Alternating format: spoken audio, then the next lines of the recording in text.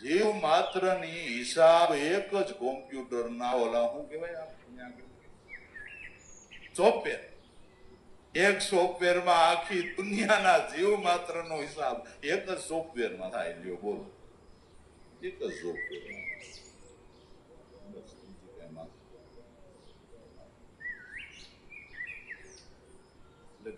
એમાં લીધા કોઈને કરવા પડે ને લખવું પડે એવું નથી. આ તો પછી બધી સમજણ છે, જેવી જેની સમજણી પ્રમાણે ઉતારા કાઢે. તો આવા સરભર કરતા જીવ માત્રની પછવાડે સંસિદ્ધ કર્મના ગંજ પીડ્યા છે. એમાંથી જે પાકવા ફળ તૈયાર થાય એનો પ્રારબ્ધ બંધાય છે, અને જેવું પ્રારબ્ધ બંધાય એવું જ તમને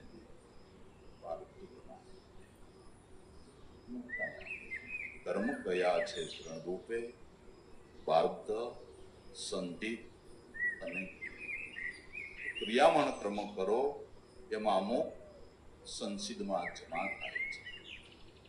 સંશય કરેલા એકઠા કર્મ રહે સૂક્ષ્મ શરીર. જે સંસિદ્ધ કર્મ છે એ સૂક્ષ્મ શરીર એટલે મનની અંદર રહે છે. મનને સૂક્ષ્મ દેહ કહેવામાં આવ્યો છે. અને જેવા તમારા સંચિત કર્મ હોય એવું જ તમારું મન હોય. એકનું મન સારું, એકનું ન સારું, એવું કારણ કર્મ પ્રમાણે. સૂક્ષ્મ શરીરની અંદર, સૂક્ષ્મ દેહની અંદર અસંખ્ય જન્મના સંસ્કારો મનની અંદર રહે છે. સૂક્ષ્મ શરીર સંશય કરેલા એકઠા કર્મો રહે સૂક્ષ્મ શરીર. સંસિદ્ધ કર્મ કહે છે એને રહે અજ્ઞાન. એને સંચિત કર્મ કહેવાય છે. અને અજ્ઞાન યુક્ત છે કે સંચિત રૂપી કોઠીમાં કેટલા કર્મો પીડ્યા આપણે એનાથી અજ્ઞાન છે. ખબર છે? આ તો પ્રારબ્ધ રૂપે આમો આવીને ઉભું રહીએ તો આપણને મેં કોઈને કહીશ નથી કીધું, અને આ અહીંયા અમે આવી પડદા આડું તો નાટક ભજવાયેલું છે, પણ પડદો ઘૂસી જાય ત્યારે પડે. કર્મ સંસિદ્ધમાં જમા પડ્યું છે, પ્રારબ્ધ રૂપે સામું આવે ત્યારે આપને ખબર પડે કરે આદુ આવવાનું જ હતું, આવવાનું જ હતું. આપણે એનાથી અજ્ઞાન છે એટલે આપણને ખબર નથી. રહે અજ્ઞાન યુક્ત. પાર્થ રૂપે સામે આવે ત્યારે જીવ મળે પસ્તાવો કરવાના, આવા વિચાર કરવા મળે. ગુરુની સેવા પાસે માર્ગે ખાલી પેટ ભરીને ગુરુની સેવા કરી, ભજન કરી, કોઈના દુઃખમાં ભાગ લઈએ છીએ. અને આવું દુઃખ આવ્યું ક્યાં? મને કેટલાય વિચાર ન આવવા મને આવે ને. અને શંકા કુશંકા હોય કેટલાય નથી થઈ ગયું, કેટલાય નથી થઈ ગયું. જન્મ આવતા હોય ને એકવાર વાહનમાં એક્સિડન્ટ થાય તો લાગે ભાગે નહીં, પણ પછી એમ કે ભજનમાં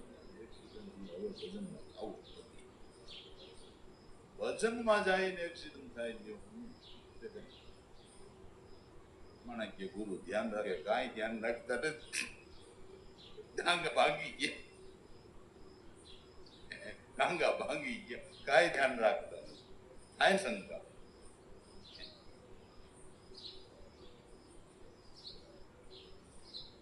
ખરેખર ધ્યાન જ રાખ્યું છે, ટાંગા ભાંગવામાંથી ઉગડી ગયું, નગર કઈ ન થાય. બહુ મોડું સમજાય એવું છે આ બધું.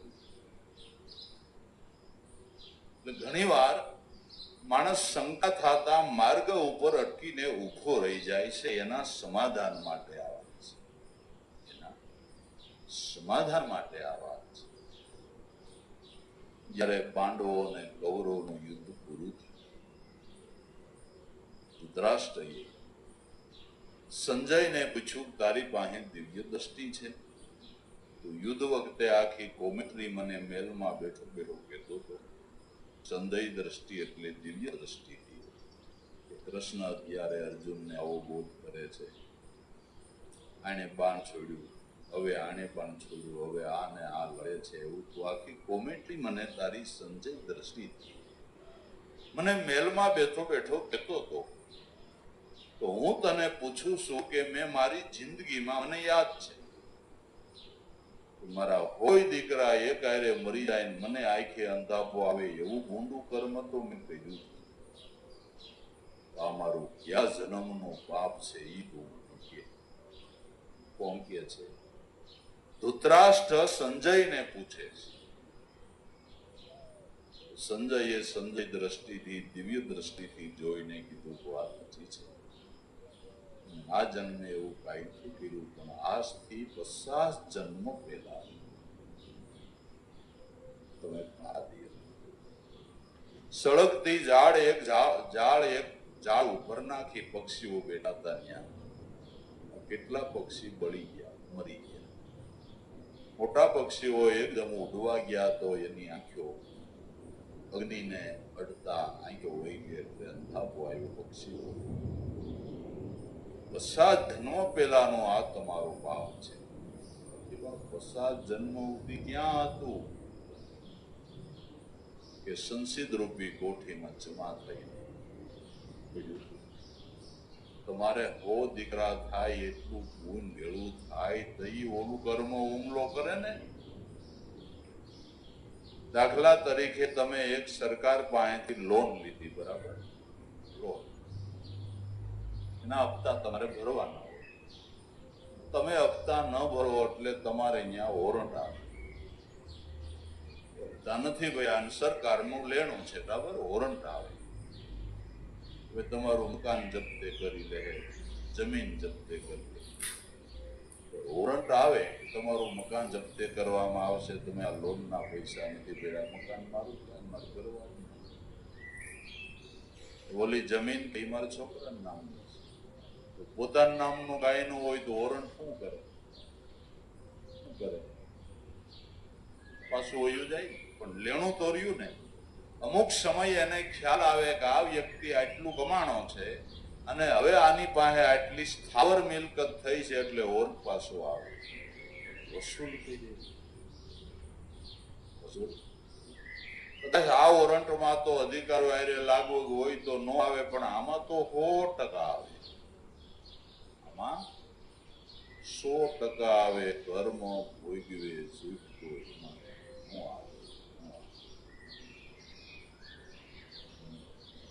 વેદ સુખ.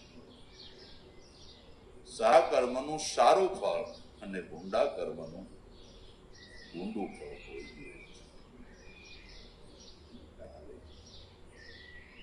કોઈનું ડાપણ કાઢી એમાં અરજ કે અપીલ કે દલીલ કે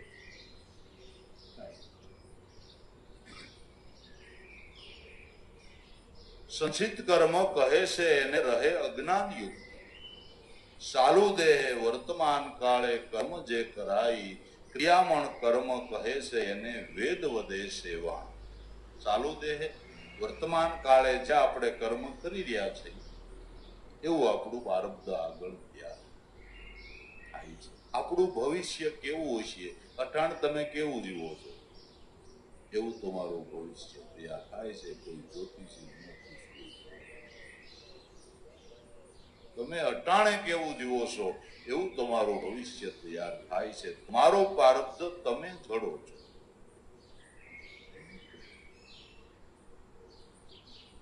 ચાલુ દેહ વર્તમાન કાળે જે આપણે કર્મ કરીએ છીએ એ કર્મ સુધારવા માંડીએ તો આપણું ભવિષ્ય સારું થાય. અને વર્તમાનમાં આવો ને તો ભૂત ને ભવિષ્ય બે સુધરી. વર્તમાન શું છે? ઉઠતો શ્વાસ, ઉઠતા શ્વાસને સંભાળી લ્યો ને એનું નામ લઈને શ્વાસ મેલો. આ તમારો વર્તમાનનો સોનાનો સમય, સોનાનો સિક્કો જમા થયો. સુવર્ણ સમય તમારા માટે ગયો એવો ભવિષ્યમાં સુવર્ણ સમય તમારા માટે આવશે. એલા આ જન્મે ઉગારામ જેવા આપણા બધા આવા મહાપુરુષોની સાયા મળી કંઈક તમારી ગુરુ અગર આવા હાસા ગુરુ ન મળે પાઠા ભરાઈ જાય ને હેરાણીનો પાર પ્રભાવ પૂર્વની કમાઈ છે એ અઠાણે આપણે લાભ લઈ રહ્યા છે એની સાયામાં આનંદ કરી રહ્યા છે આ પૂર્વ જન્મની આપણી કાંઈક હોય 5% ભજનની કમાઈ હોય તો આવા ગુરુની સાયા મળે હો ભાઈ હોય 5% જો આવી શુભ કમાઈ હોય તો આવા સદગુરુ સંતના ચરણની આપણી સાયા મળે દ્રષ્ટિના ફળ લાગે એવા ગુરુ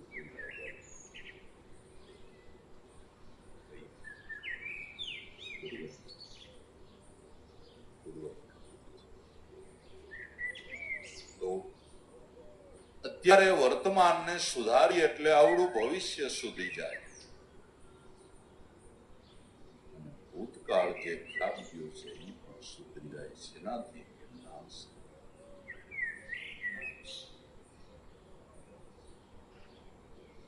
પૂર્વે કરેલા કર્મથી પારબ્ધે દેહ બંધાય પૂર્વે કરેલા કર્મ પારબ્ધથી આપણો દેહ થાય છે એ કર્મ પારબ્ધથી દેહાધિક ભોગ ભોગવાય પૂર્વે જે કરેલા કર્મ જે પારબ્ધ દેહ બંધાય પારબ્ધ પ્રમાણે તમારા જીવનની અંદર ભોગ દેહના ભોગવાય છે એક અતિ સુખી દેખાય ને એક અતિ દુઃખી દેખાય છે આ પૂર્વે કરેલા કર્મના પારબ્ધ પ્રમાણે પારબ્ધ પ્રમાણે છે અને પારબ્ધ પ્રમાણે જ તમારો જન્મ થાય ત્યારે સંસારની અંદર પારબ્ધ પ્રમાણે પુત્ર સ્ત્રી માતા પિતા સગાવાલા હેતુ મિત્રો મળવા એ પારબ્ધ પ્રમાણે જ એની ગોઠવણી છે કોઈ મુદ્દા પણ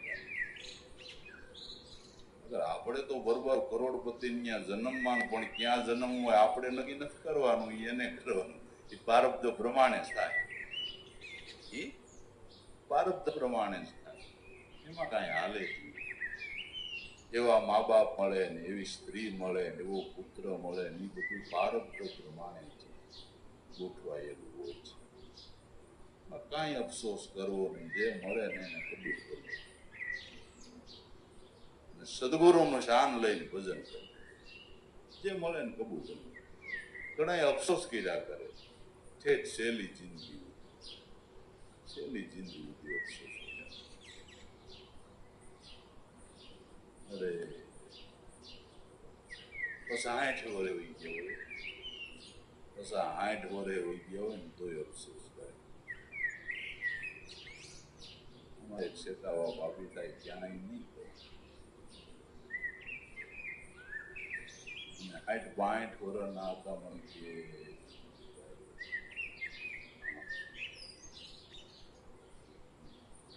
ભાઈ ઓલા ત્રાજુ આપડાવે ને અહીંયા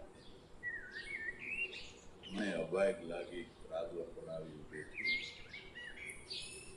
લાગ હારા હારા માગ આવતા પણ ત્રાજવા જોઈ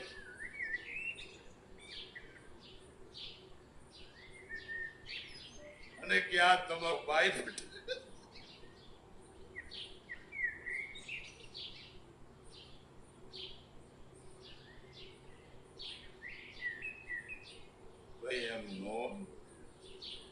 એમ થવાનું હોય એમ થવાનું 60 વર્ષે માણ અફસોસ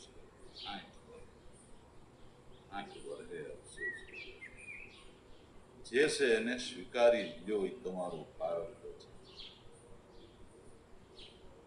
છે એટલે એમ કે તમારા કાકા એમને દુઃખી કરી નાખ્યા કોઈ ભાઈ કોઈ કે ભાઈએ દુઃખી કર્યું કોઈ કે ઘરવાળી એવી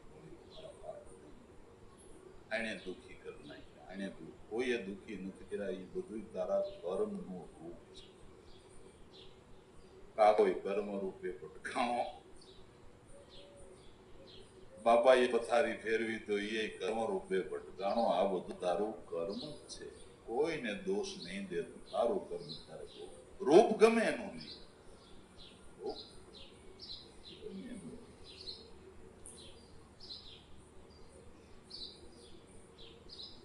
કોઈ પણ માણસનું મૃત્યુ થાય તો કાળ એક જ નિમિત્તે આવે છે ભાઈ, કાળ એક જ નિમિત્તે આવે, એક્સિડન્ટ આવે, રોગ થાય,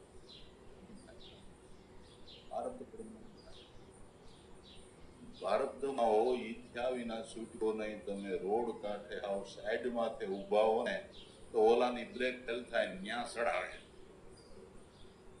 ન્યા તમને ટાંગો ભાંગ થઈ થાય. એટલે પણ હું આવ સાઈડમાં ઉભો તો આવ નિર્ણય તેવો એક બાજુ ફૂટપાટ ઉભો ઉભો ન્યા આવ્યો.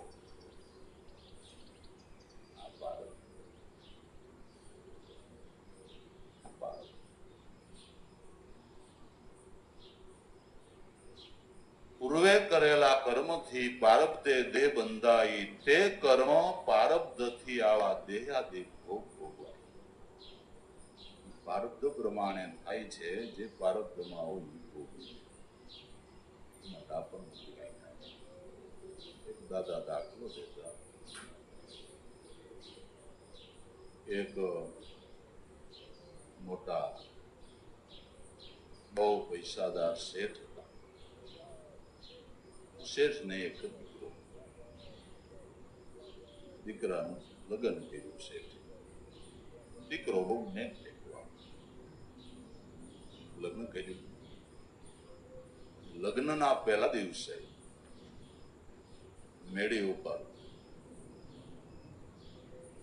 સ્નાન કરવાને માટે બેઠો, એની પત્ની સ્નાન કરાવે છે. જરા સોહાનો સમય છે, ઝીણા ઝીણા સાટા મીંડ્યા આવો. એટલે એની પત્નીએ કીધું મારું અમર પલ્લી જાહે માટે તમે નાઈ રહેજો. વહી ગઈ. એટલે એને વિચાર કર્યો શેઠના છોકરાએ કે મારે લાયક કહેવાય, મારે હું એને 20 અમર લઈ દઉં એમ છે. કદાચ પલ્લી ગયું બગડી ગયું તો 20 લેવાની મારી શક્તિ છે, મારે લાયક તરત નિર્ણય કર્યો. બીજે દે એના બાપને કે મારે જાત્રાએ જવું છે. પણ બેટા આજ તારું લગ્ન થયું ને જાત્રાએ જવાને માટેની વાત કરે, મારે નિર્ણય કર્યો કે હિમાલય જઈ અને હાડ ગાળી નાખ. બાપને આ વાતની ખબર નથી, પણ ભાઈને ખબર પડી ગઈ કે રજનું ગજ થયું કે ભાઈ તારે એકલા નથી જવું, તો અમારો રસોઈયો છે રહ્યો એને હારે લઈ જાય. રૈયાને ભલામણ કરીને ભાઈ તું આને તકલીફ ન પડે, તું જ રાંધી દેજે, એટલે એની તબિયત બગડે નહીં યાત્રામાં.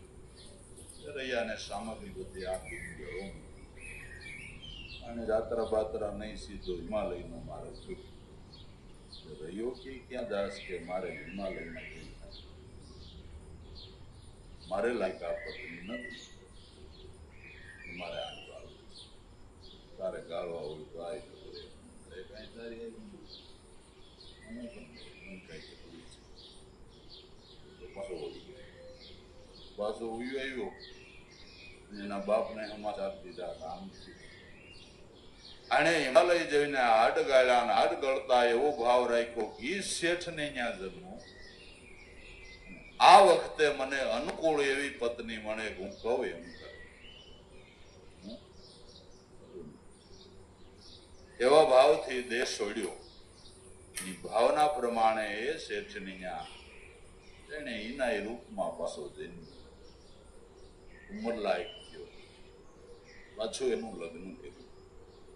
લગ્ન કરીને સ્નાન વખતે નાવા બેઠો. કુદરતને કહ્યું છે તેદી એ વાત એને હમેથી કીધું કે તારું અમર પલ્લી જાય, હું નાઈ રહીશ તો પલ્લી કીધું જોયું.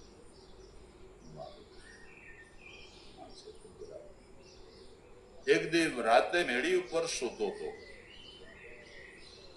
અને પત્નીને આજ્ઞા કરી કે મારે પુડલા ખાવા છે, નીચે નહીં આઈ નહીં મારે ખાવા, અહીં સુલાની વ્યવસ્થા ને ગમી,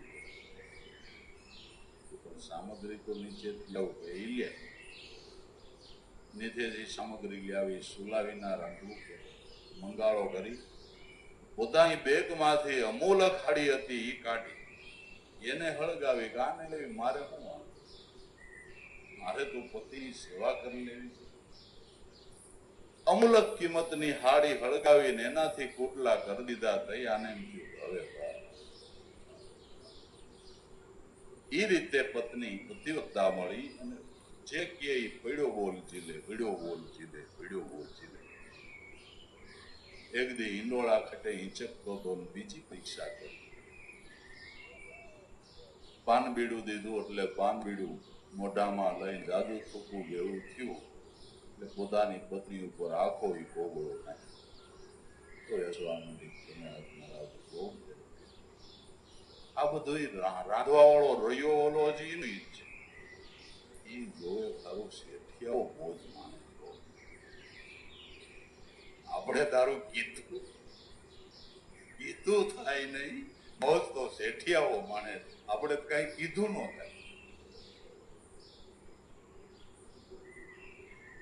ધીરે ધીરે ઘરવાળીને કે તમે બોઈ દે મોજ તો શેઠિયાઓ.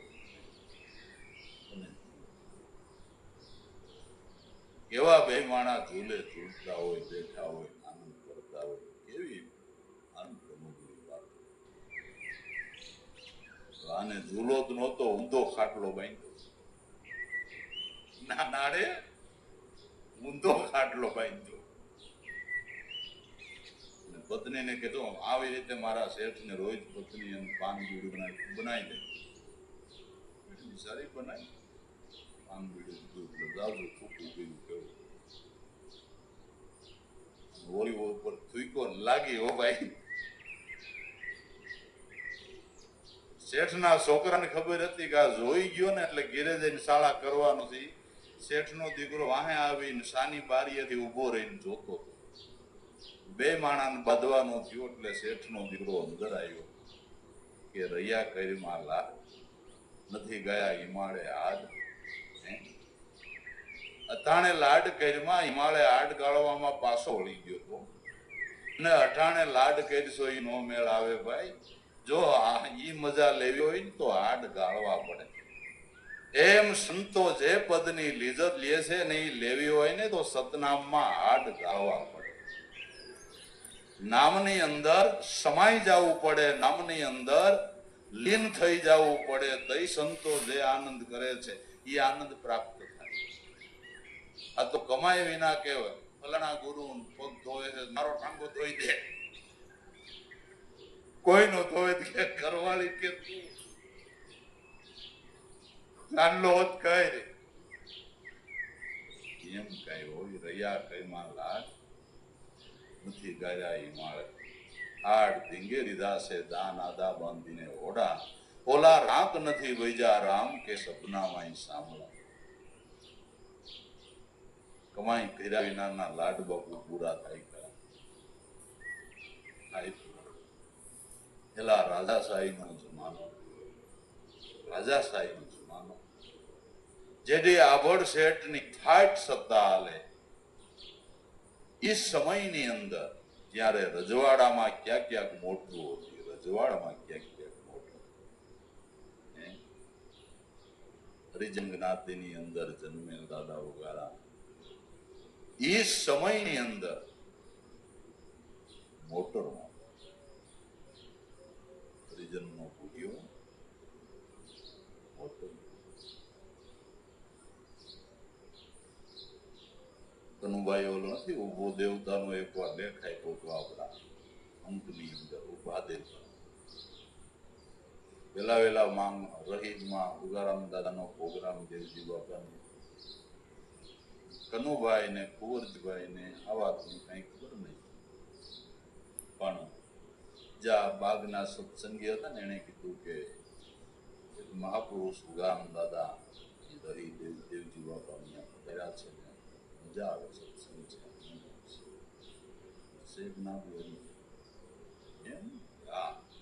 કઈક જાણવાનું જોવાના ભાવથી બે પોતાની હાવ જોવાની ભણેલ ગણેલ.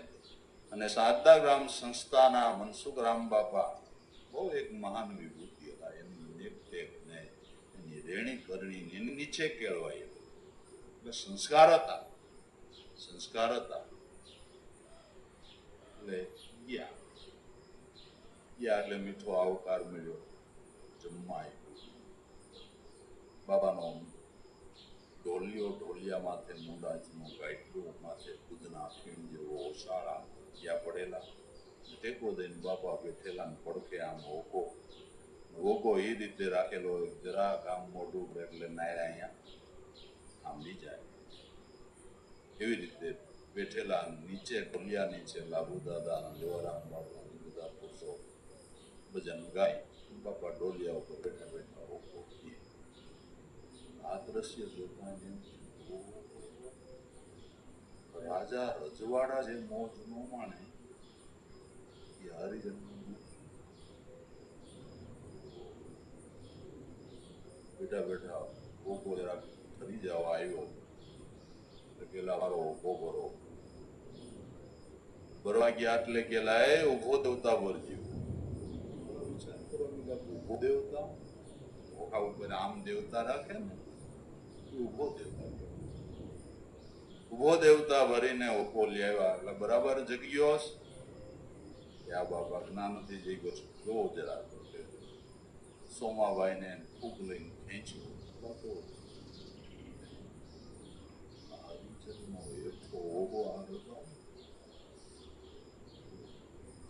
બરાબર તૈયાર થયો એટલે આગળ મૂકી દીધો. વાતમાં જ્ઞાન ધ્યાનના વેલા ટંકા કરતા જાય. લાભુ દાદાની નીચે બોલી વાણી બોલો, એ વાણીનો અર્થ કરો.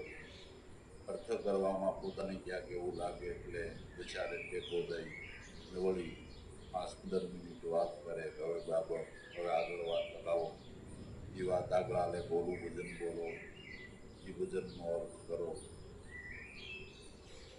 બેઠા બેઠા ચિંતે ને આનંદથી શાંત સભા બેઠેલી છે. થોડી વાર બાપા આમ ટેકો દઈને જરા સ્થિર થઈ ગયા. લોજ ગામના વિરાજી બાપુ દરબાર એને પડકાર અહીંથી અડવેક દઈને બોલ્યા. બાપાનું મોં ખાલી તરત જ કીધું, વિરોજીભાઈ બોલ્યા ને કે આ બાપા અહીંયા આવો, પગ લાંબો કર્યો, ઠંડો દબાવો. ઓલા બે વિચારવા માંડ્યા કે લે દરબાર હરિજનનો દરબારને લગાડી દીધા. પ્રોગ્રામ પૂરો થયો ને ત્યાં સુધી નાચ નો કીધી, ત્યાં સુધી નાચ નો કીધી. સેવામાં તો પાય ઉતર્યું. મામૈયા બાપુ ને એવું હતું, કાસો કોસો સેવા કરવા દઈ ને ના તો પગ એવા હું તો દબાવતો મારા હાથે આમ ફૂગે રહી એટલા કટોટ પર. બાપુ લાવો દબાવ્યું, ના ભાઈ ના ના બાપુ દબાવો, દબાય દબાવવાનું કે ના ન પાડે બસ બેઠો. બીજી વાર આવે ટુકડો જ ન આવે.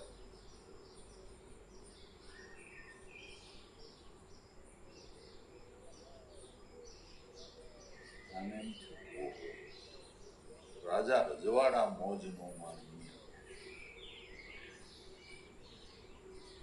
જેને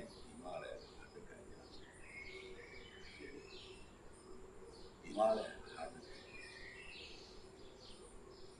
સાગર ગુરુ દાયરા હોય તો એ સામાન્ય સ્થિતિ હતી. તો સુતર ધાબળાનું ચડાયું હોય શાળમાં તો પડતું હોય ને તન મન ધનથી જેને સદગુરુને સેવી લીધા ભજનની કમાઈ કરી અને હાડને ગાળી નાખ્યા, એને આ સુખ પ્રાપ્ત.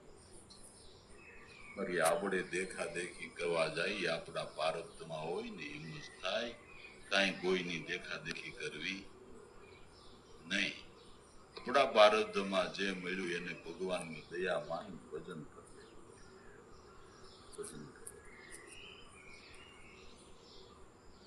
પારબ્ધ છે. પારબ્ધ પ્રમાણે સુખ દુઃખ જીવનની અંદર આવે છે.